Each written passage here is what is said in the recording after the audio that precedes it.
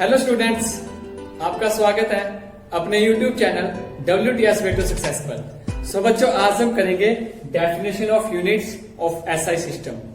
सो channel को subscribe करें और बेल आइकन पे प्रेस करें।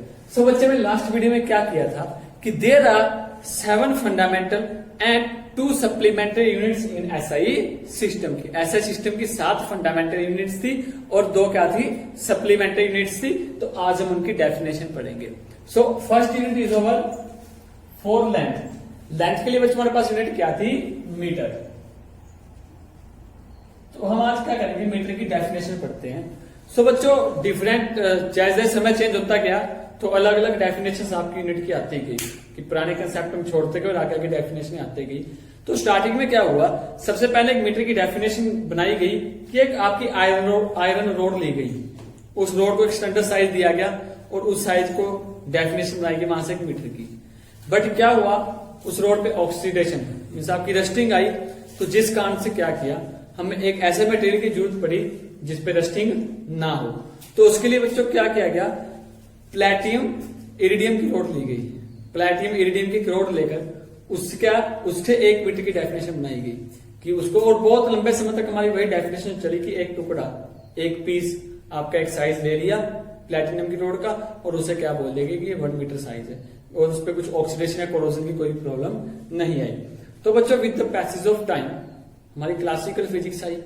अब क्लासिकल फिजिक्स में हमें कुछ नया कंसेप्ट मिला कि जो हमारे मैटर हैं, जितने हमारे सब्सटेंस हैं, जब वो किसी वेलोसिटी के साथ एसोसिएट होते हैं तो उनकी साइज में चेंज आ जाता है कि साइज के ऑप्शन के कम ज्यादा हो जाते हैं with the change of velocity. So यहाँ आके बच्चों हमारे लिए एक समस्या और खड़ी होगी कि जो हमारा प्लेटिनम की रोड थी, अब वो क्या थी, अब अर्थ के ऊपर पड़ी है बच्चों। अब अर्थ क्या कर रही है, आपकी अपनी एक्सिस पर रोटेट करती है, अराउंड द सन रोटेट करती है। इवन हमारा सोलर सिस्टम और जो हमारी गैलेक्सी है वो भी मोशन में है। सो वहां से कंसेप्ट बना कि जो हमारे प्लेटिनम इरिडियम की रोड है वो एक हाई वेलोसिटी के साथ एसोसिएट है। तो जाहिर सी बात है उसके भी साइज कम ज्यादा होगा।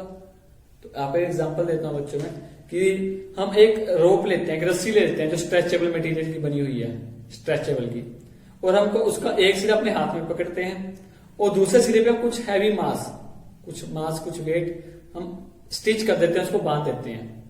अब अगर हम रस्सी को घुमाते हैं तो बच्चों को रस्सी सीधी हुई घूमना शुरू कर देती है ऐसे। बट अगर हम उसकी स्पीड बढ़ाएंगे तो क्या पाओगे आप कि जो वो सर्कल बन रहा था उसका डाया इंक्रीज हो गया। डेट मीन्स जो हमारी रस्सी थी, उस रस्सी की जो लेंथ थी वो इंक्रीज होगी। क्या हुआ कि जिसके मॉलिक्यूल्स थे उसमें सेपरेशन बढ़ गई और उस मोशन के कारण क्या हो गया, जो हमारा रोप थी उसकी लेंथ इंक्रीज होगी। सो सेम कंसेप्ट हुआ कि जो प्लेटिनम की रोड थी जब वो अर्थ मूव करती है तो वो भी हमारी वेलोसिटी के साथ एसोसिएट है, तो वहां पे भी उसकी लेंथ में कुछ चेंज आएगा। तो जो प्लेटिनम की रोड है, अगर हम उसको यहां देखते हैं, अर्थ की स्पीड कुछ है, मून की स्पीड कुछ है, मार्स की स्पीड कुछ है, डिफरेंट प्लैनेट पे डिफरेंट स्पीड आएगी। सो हमारा क्या होगा बच्चों, वहां पे भी जो हमारी 1 मीटर की डेफिनेशन थी अब वो भी वहां पे क्या वर्क नहीं कर पाई। तो अब हमें एक वहां से नया कंसेप्ट चाहिए था कि हमें कुछ ऐसा चाहिए था जिसके ऊपर स्पीड का कोई प्रभाव ना पड़े। सो वहां से क्या निकाला बच्चों, दैट इज लाइट। कि अगर हम लाइट का यूज करें डेफिनेशन बनाने के लिए, सो लाइट को वेलोसिटी का कोई प्रभाव नहीं पड़ता। तो हमने अपनी डेफिनेशन बनाई लाइट से। और बच्चों हमने क्या बनाया, एक क्रिप्टॉन 86। क्या सब क्रिप्टॉन 86। ये क्या है बच्चों हमारा, कि बच्चों क्या कहेंगे, क्रिप्टॉन 86 की वेवलेंथ का यूज किया हमने। आप वेव को जानते हो बच्चों, आपकी ये वेव होती है, दिस इज वेव। तो बच्चों ये वेव में हमारा क्या रहता है, क्रस्ट होता है, और जो लोअर होती है उसे हम ट्रफ बोल देते हैं। आप पढ़ोगे बच्चों, जैसे आप आगे वेव नेचर स्टडी करोगे आप लास्ट में +1 के, तो वहां पे हमें पता लगेगा वेव्स के बारे में। तो बच्चों जो अपर वेव होते हैं क्रस्ट बोलते हैं, जो लोअर होते हैं उसको हम ट्रफ बोल देते हैं। तो बच्चों यहां से क्रस्ट का साइज हो, चाहे आपका ट्रफ से ट्रफ का साइज हो, चाहे आपका बच्चों जहां से वेव स्टार्ट हुई जहां खत्म हुई है, मीन्स एक पॉइंट के बाद वेव रिपीट हो रही है, तो ये चाहे यहां तक का हो, ये सारी बच्चों आपकी क्या कहलाती है, वेवलेंथ लैम्डा। ये सारे डिस्टेंस आपके सेम रहते हैं। तो कहते हैं बच्चों क्रिप्टॉन की वेवलेंथ थी उसका यूज किया हमने डेफिनेशन बनाने के लिए। वो हमें क्या बोलता है, the metre is equal to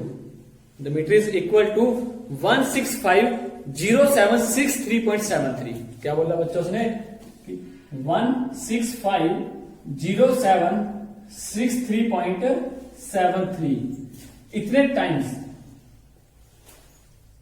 वो क्या बोलता है बच्चों, the 1 metre is equal to 1650763.73 wavelength in vacuum.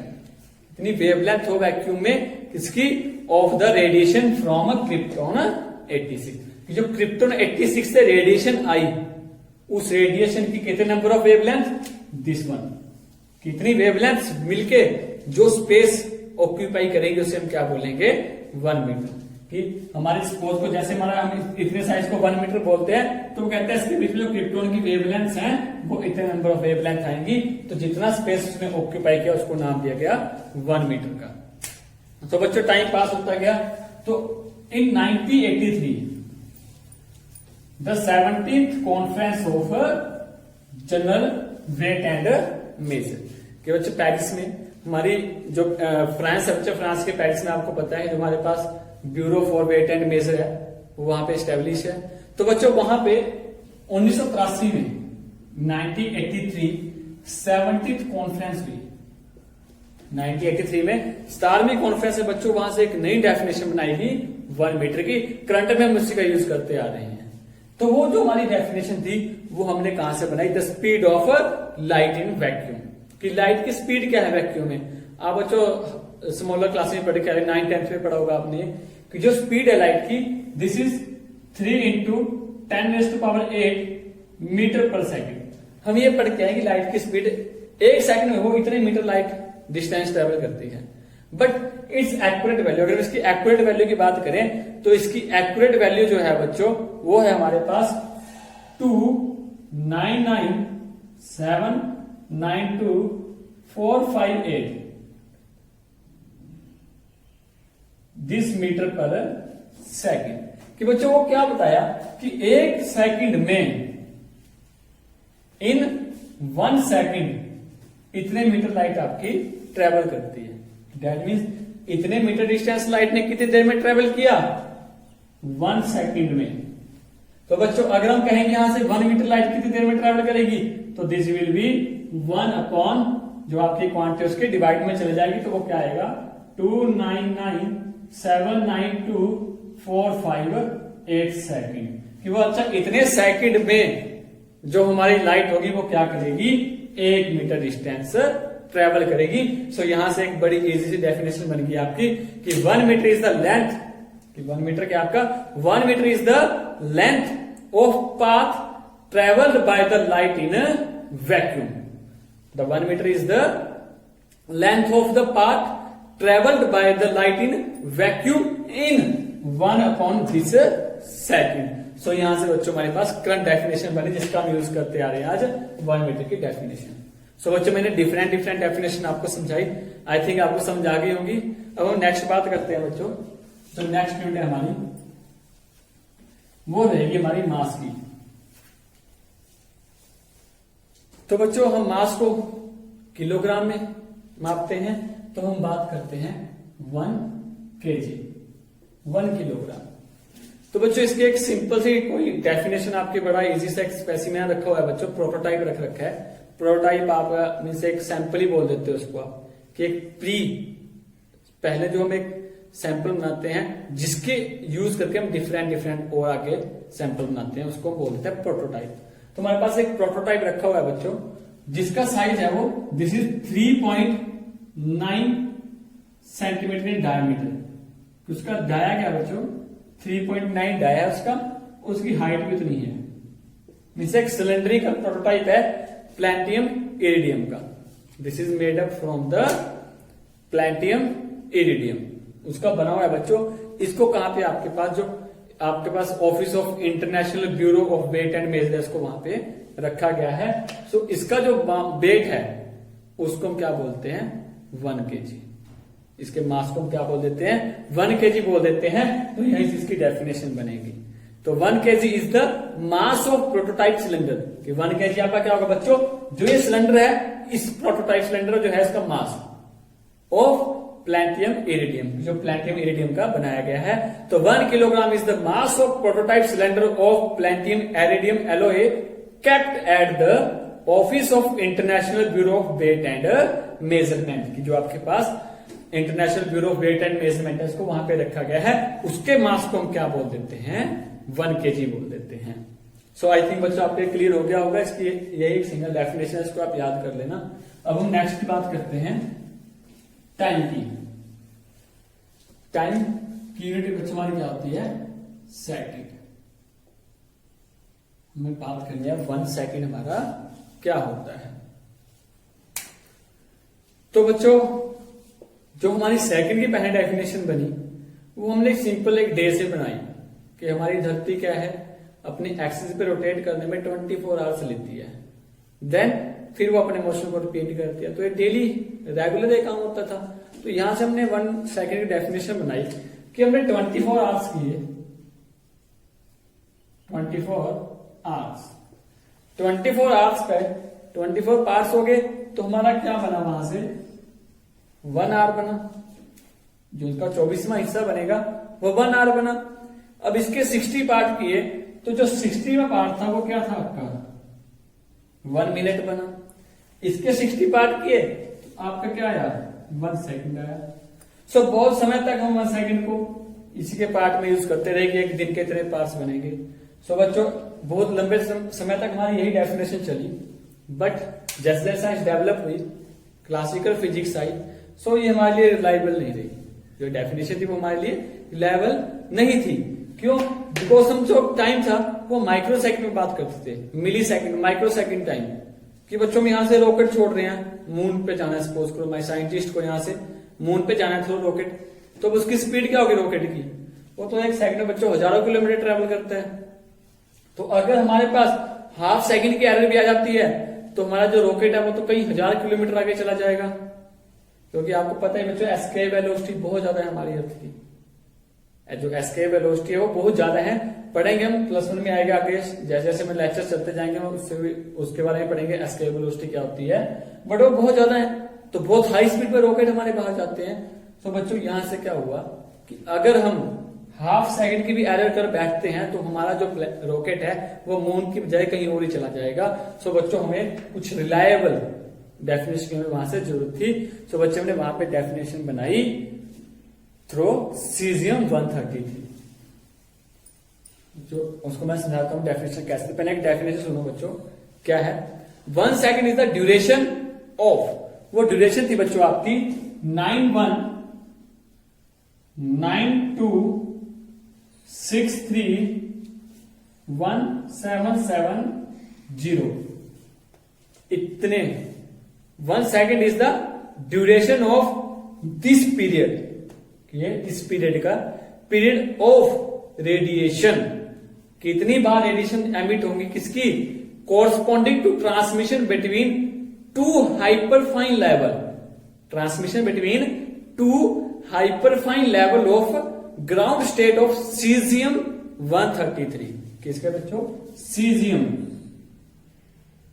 133 के। अब इसको समझना है हमने, किसकी ग्राउंड स्टेट और हाइपरफाइन लेवल और उसके बीच में रेडिएशन। कुछ समझ नहीं आया तो अभी बताता हूं बच्चों को। तो इसमें क्या है, हमने अब केमिस्ट्री +1 में बच्चों आप पढ़ोगे, शायद आपने पढ़ भी लिया हो कि हमारे पास एटम्स होते हैं, एटम के सेंटर में न्यूक्लियस रहता है, बोर्स मॉडल है, और उसके ऑर्बिट रहते हैं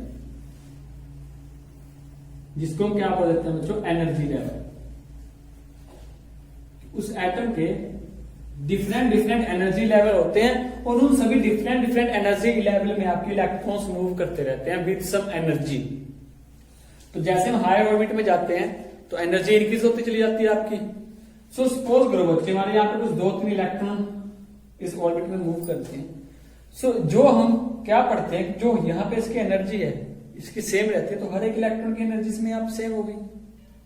बट एक्चुअल में क्या होता है बच्चों, जब इसको थोड़ा और डीप देखते हैं, सो इन इलेक्ट्रॉन्स के एनर्जी में बहुत माइनर सा डिफरेंस होता है, बहुत ही कम थोड़ा सा डिफरेंस होता है, जिसे हम क्या बोल देते हैं, उसके हाइपर फाइन लेवल, वो हाइपर फाइन लेवल होते हैं।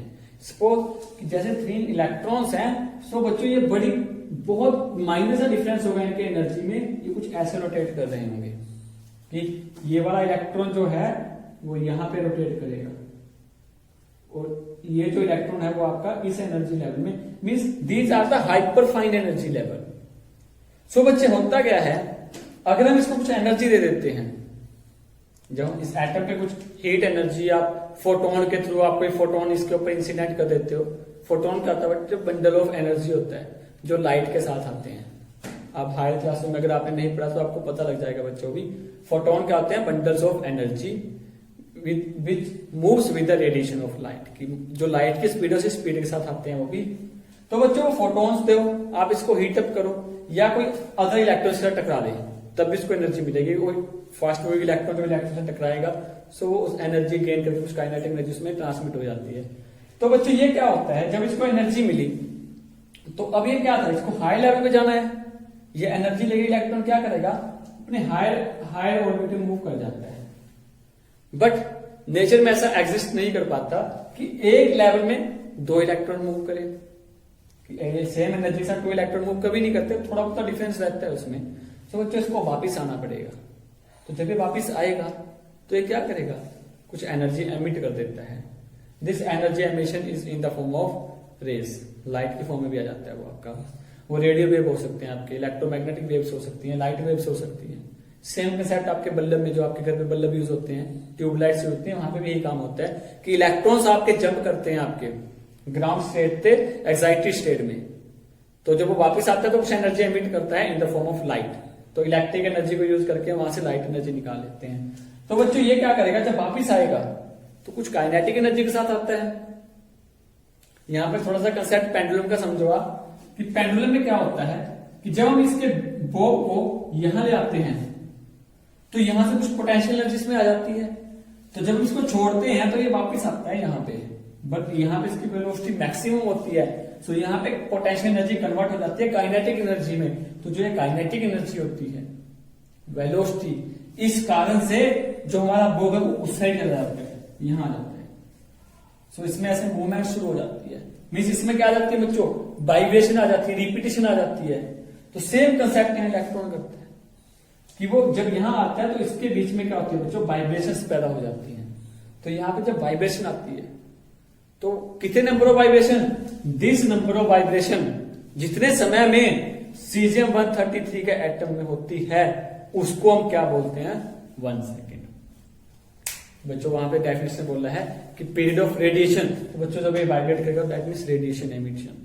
वो कहता है इतने नंबर ऑफ रेडिएशन जब आपके जितने देर में आएंगे सीजियम 133 को, जिस पीरियड में आएंगे उस पीरियड को हम क्या बोल देते हैं, 1 सेकेंड बोल देते हैं। So hence 1 second is the duration of 9192631770 period of radiation corresponding to transmission between 2 hyperfine level. क्या बच्चों, 2 हाइपरफाइन लेवल। और ये कहां पड़ा है बच्चों अपना, जिस स्टेट में इलेक्ट्रॉन होता है उसको हम क्या बोलते हैं, उसकी ग्राउंड स्टेट, और जहां वो जाता है एक्साइटेड उसको बोलते हैं एक्साइटेड स्टेट। तो ग्राउंड स्टेट पे तो क्या होगा बच्चों, transmission between 2 hyperfine level of ground state of caesium 133। This is the definition of a second. So I think बच्चों आपको सेकेंड की डेफिनेशन भी क्लियर होगी। सो फोर्थ डेफिनेशन हम करते हैं करंट की। तो बच्चों करंट की डेफिनेशन यूनिट क्या आती है हमारे पास, ampere. What is 1 ampere? The ampere was adopted as the unit of electric current. Ampere क्या है, जो हमारा करंट है, जो हमारी विद्युत धारा है, उसकी यूनिट बनाएंगे। तो अब इसकी डेफिनेशन करेंगे, 1 एम्पियर की डेफिनेशन क्या होती है।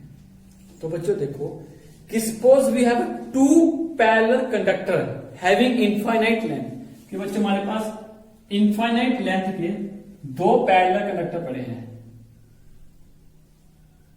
Having the negligible area of cross section, कि इनफाइनाइट लेंथ के हैं बट इन दोनों कंडक्टर्स का जो एरिया है वो नेग्लिजिबल है, both are parallel to each other and placed at a distance of 1 metre from each other, कि दोनों में कितनी दूरी है बच्चों, this is the 1 metre difference. वो कहते हैं अगर दो पैरेलल आपके पास कंडक्टर्स हैं और अगर हम उसमें से कुछ करंट फ्लो करवाते हैं, सेम डायरेक्शन में हो चाहे अपोजिट डायरेक्शन में हो, तो बच्चों उसके बीच में कुछ फोर्स आती है। इस फोर्स के बारे में क्लास 12 में पढ़ेंगे बच्चों, क्योंकि फोर्स आती है उसकी डेरिवेशन भी आपकी अब +2 में करेंगे। तो बच्चों जो फोर्स आती है वो कहता है कितनी फोर्स, वो कहता है अगर फोर्स 2 × 10⁻⁻7 न्यूटन पर मीटर आए, वो कहता है अगर इतनी फोर्स आए तो उस समय जो करंट होता है, उस करंट को बच्चों हम आई से रिप्रेजेंट करते हैं, तो उस करंट को हम क्या बोल देते हैं, 1 एम्पियर। सो बच्चों 1 ampere was adopted as a unit of electric current. So 1 ampere is the electric current flowing in the two parallel conductor having infinite length. इनकी लेंथ क्या है, infinite length and negligible area of cross section held 1 meter apart in a vacuum. कि vacuum में 1 metre की दूरी पे इसको रखते हैं।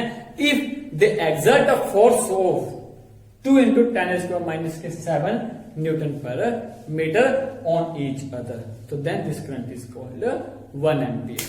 सो आई थिंक बच्चों आपको 1 एम्पियर की डेफिनेशन भी क्लियर होगी। अब हम नेक्स्ट क्वांटिटी पे चलते हैं, टेम्परेचर। सो बच्चों टेम्परेचर की डेफिनेशन हमारी क्या रहती है, यूनिट टेम्परेचर यूनिट हमारे पास क्या होती है, this is a kelvin. Kelvin, तो बच्चों केल्विन से पहले हमने डिग्री की बात की है, डिग्री सेल्सियस। पास्ट में क्या हुआ कि हमारे पास जो टेम्परेचर थी, टेम्परेचर के बारे में स्टडी की गई 0 डिग्री टू 100 डिग्री सेल्सियस तक। उन्होंने क्या किया, वाटर को एज अ सैंपल लिया वहां पे, कि जिस टेम्परेचर पे हमारे वाटर का फ्रीजिंग पॉइंट आया, जहां वो जमना शुरू हुआ, उसको 0 डिग्री का नाम दिया। सपोज हमारा एक प्लेस जहां पानी की बर्फ बन गई, वो फ्रीजिंग पॉइंट पे उसको नाम दिया गया 0 डिग्री का। और बच्चों जहां उसने बॉइलिंग स्टार्ट की, स्टीम पॉइंट जहां उसकी स्टीम बननी स्टार्ट हुई, जहां उसकी इवेपोरेशन होना स्टार्ट हुआ, उसको उन्होंने क्या दिया, 100 डिग्री सेल्सियस का नाम दे दिया। और उसके बीच में 100 पार्ट्स बनाए गए और हर एक पार्ट को कितना बोला गया बच्चों, 1 डिग्री सेल्सियस। तो हर एक पार्ट की हॉटनेस, आपको टेम्परेचर क्या होता है बच्चों, टेम्परेचर डिग्री ऑफ हॉटनेस। सो कहता है हर एक पार्ट की जो हॉटनेस आती है उसको 1-1 डिग्री बोला गया। सो बच्चों यहां से अब आगे गए तो वहां से केल्विन आया। तो केल्विन में क्या किया गया, तो केल्विन की डेफिनेशन कैसे बनाएगी, उन्होंने एक टेम्परेचर लिया जिस टेम्परेचर पर जो हमारे मॉलिक्यूल्स की काइनेटिक एनर्जी है वो 0 हो जाए। आपको पता है बच्चों कि जो आपके सब्सटेंस हैं, आपके एलिमेंट्स हैं, उसके बीच में क्या होता है, आपके पास जो उसके अंदर मॉलिक्यूल्स हैं, आपके पास इलेक्ट्रॉन्स, उसके आपके एटम्स जो है उसमें, वो हमेशा मोशन में रहते हैं। सो मीन्स उसके पास कुछ काइनेटिक एनर्जी होती है। सो कहता है जब एलिमेंट्स की काइनेटिक एनर्जी जिस टेम्परेचर पे 0 हो जाए, मीन्स वो सभी स्थिर हो जाए, कांस्टेंट हो जाए, रुक जाए, तो उस टेम्परेचर को क्या बोला गया, 1 केल्विन। तो बच्चों वो टेम्परेचर, सॉरी उस टेम्परेचर को बोलेगा 0 केल्विन, 1 निमित्त 0 केल्विन। सो वो हमें टेम्परेचर कहां मिला, this temperature was -273.15 degree Celsius. बच्चे इतनी डिग्री सेल्सियस पर वो हमारे क्या मिले, वहां पे हमें कांस्टेंट मिले, उसकी काइनेटिक एनर्जी हमें 0 मिली एलिमेंट्स की। सो बच्चों यहां से डेफिनेशन बनी 1 केल्विन की। तो वो कहता है कि अगर 0 केल्विन पे बच्चों 273 हमारे पास क्या है, 0 केल्विन है इतने डिग्री सेल्सियस पे, तो 0 डिग्री सेल्सियस पे हमारे पास क्या होगा, this will equal to 273.15 kelvin.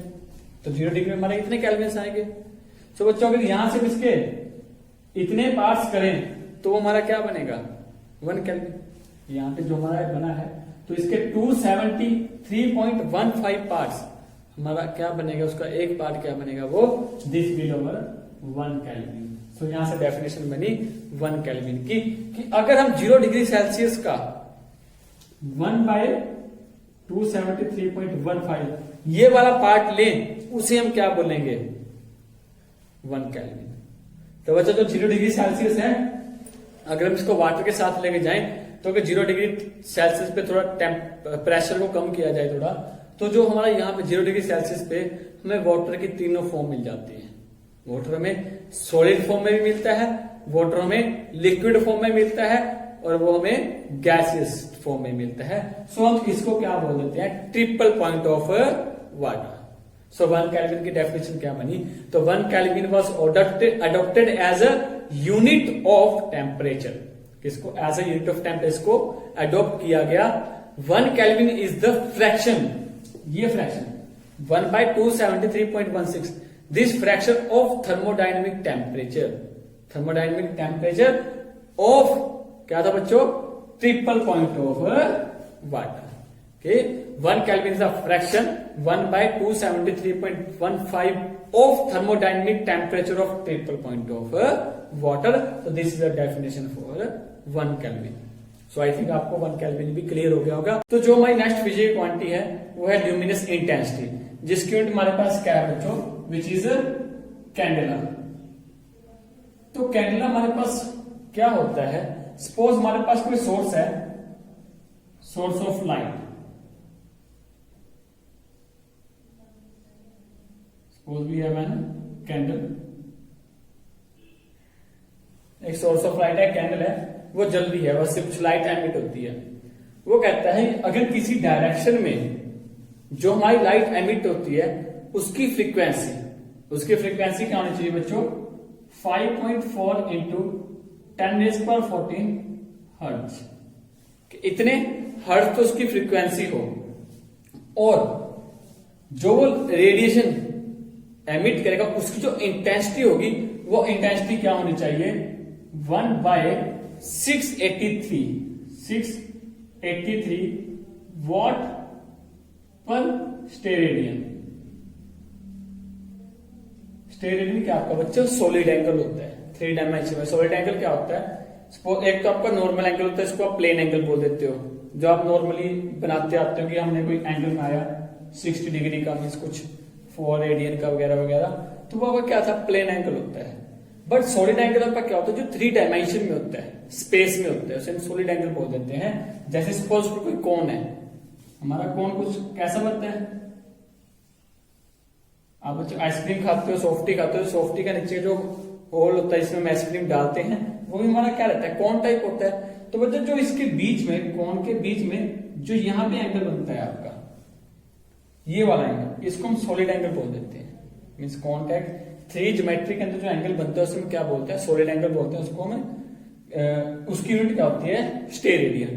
तो वो कहता है कि एक स्टेरेडियन में, मीन्स एक सॉलिड एंगल पे जो उसकी लाइट की इंटेंसिटी होगी वो क्या होनी चाहिए, 1/683 वॉट। जैसे आप बल्ब लेते हो बच्चों, बल्ब की इंटेंसिटी क्या होती है, कोई 100 वाट का बल्ब है, कोई 15 वाट का है, कोई 50 वाट का, कुछ 9 वाट की एलईडी आ रही है।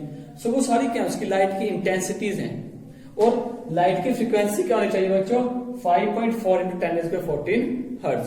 तो वो कहता है अगर कोई सोर्स ऑफ लाइट इस फ्रीक्वेंसी की रेडिएशन को, वो क्या करता है बच्चों, solid angle 1 steradian solid angle में 1/683 वॉट इंटेंसिटी की लाइट को वो एमिट करता है, तो उसको हम क्या बोल देते हैं, 1 कैंडेला। सो 1 कैंडेला क्या रहता है, 1 candela is the unit of luminous intensity in A direction of a source which emit the radiation of frequency 5.4 into 10⁻14 hertz and has the intensity क्या होगी उसकी, 1/683 वॉट पर स्टेरेडियन इन दैट डायरेक्शन। कि कोई source इस frequency की light को emit करता है और उसकी जो इंटेंसिटी होती है वो 1/683 वॉट रहती है पर steradian angle in that direction, उसको हम क्या बोल देते हैं, उसकी 1 कैंडेला बोल देते हैं। सो आई थिंक आपको 1 कैंडेला क्लियर हो गया होगा। नेक्स्ट जो यूनिट है हमारी वो है मोल, कि 1 मोल, द 1 मोल हमारा क्या रहता है। सो 1 मोल बच्चों, this is the unit for quantity of matter. कि मैटर की कितनी क्वांटिटी है उसको उसकी यूनिट क्या होती है 1 मोल होती है। सो बच्चों 1 mole is the amount of substance, जितना सब्सटेंस रहता है which contain as much elementary entities as they are present in the 12 gram of carbon 12, कि जो कार्बन 12 का इलेक्ट्रॉन है उसके 12 ग्राम में जितनी आपके पास एटम्स होते हैं उसी के बराबर एलिमेंट्री एंटिटीज हो तो हम उसको क्या बोल देते हैं 1 मोल। और बच्चों जो हमारे इसमें एटम्स होते हैं उसको हम क्या बोल देते हैं 12 ग्राम कार्बन 12 में बच्चों आपके एटम होते हैं उसको हम एवोगैड्रोस नंबर ही बोल देते हैं, whose वैल्यू इज 6.023 into 10⁻23। ये बच्चों आपका एवोगैड्रोस नंबर भी रहता है। इसी को हम क्या बोल देते हैं कि इतने नंबर ऑफ एटम आपके रहते हैं 12 ग्राम ऑफ कार्बन 12 में, या इसको आप लिख सकते हो 0.012 किलोग्राम ऑफ कार्बन 12 में इतने नंबर ऑफ एटम्स रहते हैं। अगर इतनी ही एंटिटीज किसी सब्सटेंस की होगी तो उसको हम क्या बोल देंगे 1 मोल। अगर हम कहेंगे कि इतने मॉलिक्यूल्स हैं तो 1 मोल मॉलिक्यूल्स, तो उसको क्या बोल देंगे 1 मोल मॉलिक्यूल्स है कि इतने number of molecules present in a substance. So hence this is the unit of quantity of matter. I think आपको भी समझ आ गया होगा कि 1 मोल is the unit of quantity of matter and 1 mole is the amount of substance which contain the elementary entities as there are atom present in the 12 gram of carbon 12. So बच्चों these are the 7 fundamental units। ये हमारी क्या थी 7 fundamental units थी। अब आगे हमारी 2 supplementary units हैं। 2 क्या थी हमारी सप्लीमेंट्री यूनिट्स थी। फर्स्ट हम बात करते हैं बच्चों प्लेन एंगल की, जिसकी यूनिट क्या होती है 1 radian, which was 1 radian. So 1 radian angle आपका क्या होता है आपको समझाता हूं बच्चों। Suppose we have a circle, ये हमारा क्या है सर्कल है, हम इसका रेडियस ले लेते हैं, इसका रेडियस क्या है r है। तो बच्चों अगर r रेडियस उतनी ही लेंथ की अगर हम एक आर्क ले, एक हम आर्क ले लेते हैं सपोज दिस, कि ये जो आर्क है इसकी जो लेंथ है this is equal to radius है। सो अगर हम इस आर्क को सेंटर में मिलाते हैं तो हमारा यहाँ एक एंगल बनता है, इस एंगल को क्या बोला जाता है 1 रेडियन एंगल। सो बच्चों 1 रेडियन क्या होता है 1 radian is the angle subtended at the centre of a circle by an arc equal in the length of the radius of that circle, की जो आर्क होती है equal to the length of the radius of that circle. So this angle is called as the 1 radian angle. So I think बच्चों तो exercise आपको ये भी clear हो गया होगा, बचपन से करते आ रहे हैं बच्चों में से।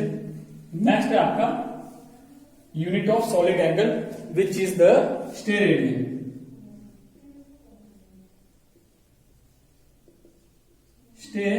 Radian unit of solid angle. So बच्चों ये क्या होता है 3D में जाता है आपका स्पेस में, the angle it is the unit of solid angle that is angle in the space. तो बच्चों हम क्या करते हैं suppose we have an sphere, हमारे पास क्या है एक स्फीयर है, उसका एक सेंटर पॉइंट है, उस स्फीयर से हम कुछ एरिया कट कर लेते हैं। Suppose this is the area of that sphere, कि इस एरिया का इस स्फीयर का जो एक कंप्लीट स्फीयर है बच्चों इसका सेंटर पॉइंट था,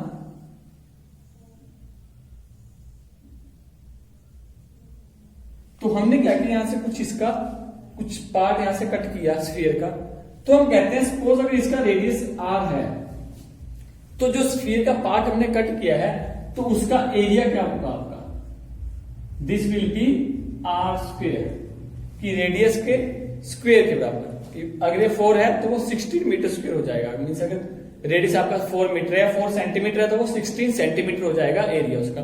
तो वो कहता है कि 1 स्टेरेडियन एंगल तब बनता है अगर हम किसी स्फीयर का एक पार्ट कट करते हैं जिसका एरिया क्या रहता है, स्क्वायर में रहता है, किसके, उसके रेडियस के, रेडियस के स्क्वायर जो उसका एरिया रहता है। तो जो वहां पे एंगल बनता है, this angle is called as the one steradian. जो एंगल होता है इसको वन स्टेरेडियन एंगल बोल देते हैं।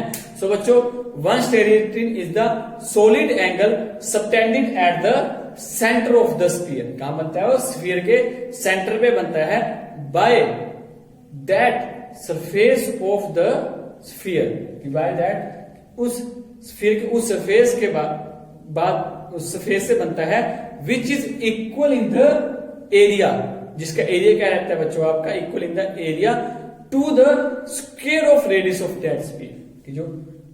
जो एंगल बनता है, जो सेंटर पे एंगल बनता है, उस सरफेस के कारण बनता है, जिसका एरिया जो है वो स्क्वायर रहता है उसी स्फीयर के रेडियस से। सो आई थिंक बच्चों आपको स्टेरेडियन एंगल भी क्लियर हो गया होगा। So these are the 7 fundamental and 2 supplementary units of SI system. तो बच्चों का कोई डाउट रहता है तो हमें कमेंट सेक्शन में बताएं, और वीडियो को बच्चों अपने फ्रेंड्स के साथ शेयर करें, और बेल आइकन और चैनल को सब्सक्राइब करें। Thanks for watching this video. Stay home, stay